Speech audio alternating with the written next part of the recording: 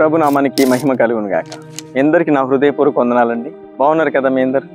చూడండి, ఈ రోజుల్లో ఒక సమస్య గుండా నువ్వు వెళ్తూ ఉంటావు. ఆ సమస్యలోంచి నేను విడిపించగలిగింది ఎవరు? నీ బంధువులా? నీ ఫ్రెండ్సా?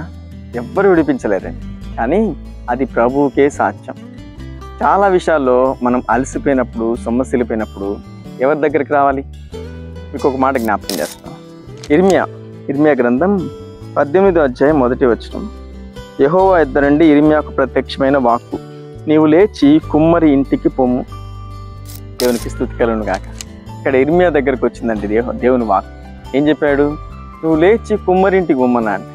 అక్కడ ఎందుకు ప్రభా, అక్కడికి నన్ను ఎందుకు వెళ్ళమంటున్నావు అని ప్రశ్నించకుండా దేవుడు చెప్పింది మాత్రమే చేశాడు. అక్కడికి వెళ్ళి కూర్చున్నాడు. కుమ్మరి అక్కడ చక్కగా కుండలు చేస్తున్నాడు. ఒక కుండ చేసేటప్పుడు ఒకటి విరిగిపోయింది కదా అని పక్కన పడేయలేదు. విరిగిపోయింది కదా అని అసహించుకోలేదు. ఆ విరిగిపోయిన దాన్ని మరలా నీళ్లు చల్లుకొని చక్కగా దాని మీద పెట్టి మరలా అద్భుతమైన కుండ తయారు చేశాడు.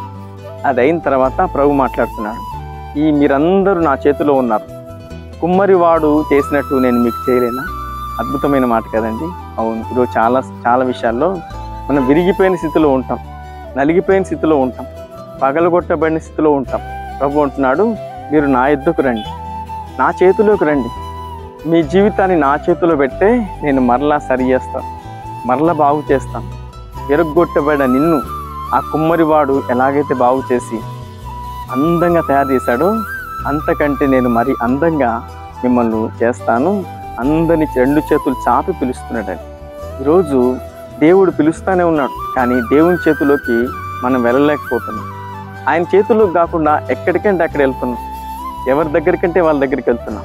మన సమస్యలు ఊరంతా చెప్పుకుంటాం, కానీ ప్రభు అంటున్నాడు, నువ్వు నాతో చెప్పు, నువ్వు నాకు మొరపెట్టు, మీరు నా చేతిలోకి రండి. అద్భుతంగా నేను మిమ్మల్ని తయారు చేసి అందంగా పైకి అందరికి కనిపించే విధంగా నేను పెడతాను. అప్పుడు నిన్ను చూసిన వారందరూ ఆశ్చర్యపోతారు.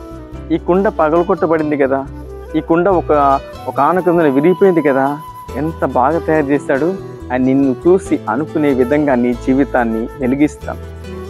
చీకటిమయంగా ఉన్న నిన్ను వెలిగించి ప్రకాశమానంగా అందరికీ వెలిగించే వ్యక్తిగా నిన్ను తయారు చేస్తాను. చూడండి, ఈ రోజుల్లో విరగొట్టబడ్డావా? సమస్యల్లో ఉన్నావా? దుఃఖంలో ఉన్నావా? అందరు నిన్ను అవమానంగా మాట్లాడుతున్నారా? అందరూ నిన్ను హేళనాస్పదంగా మాట్లాడుతున్నారా? అయితే ప్రభు పిలుస్తున్నాడు, నా యొద్దకు రండి. నీ అవమానాన్ని కొట్టివేసి గౌరవంగా మారుస్తాను. ఇప్పుడు నీకు విలువ లేదు కదా, ఒక మంచి విలువ నీకు ఇచ్చి నేను బయటికి పంపిస్తాను. నేను చూసిన వారందరూ అవాక్కైపోతారు, నేను చూసిన వారందరూ ఆశ్చర్యపోతారు.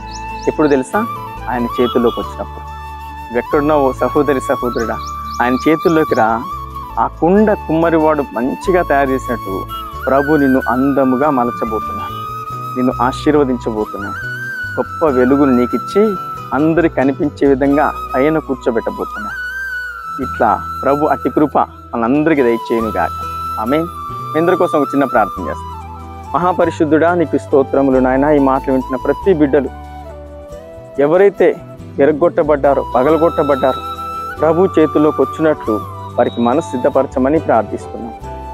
ఈరోజంతా నీ కాపుదల, భద్రత అనుగ్రహించి నీ కృపా సత్యములతో నడిపించమని యేసు నామములో ప్రార్థిస్తున్నాం పరమ తండ్రి. ఆమేన్. ఈ వీడియో చూసిన ప్రతి ఒక్కరు లైక్ చేయండి, షేర్ చేయండి, సబ్స్క్రైబ్ చేయండి. మీకు తెలిసిన వారందరికీ ఈ వాక్యాన్ని పంపించండి. ప్రభు నిన్ను, నీ కుటుంబాన్ని దీవించును గాక. ఆమేన్.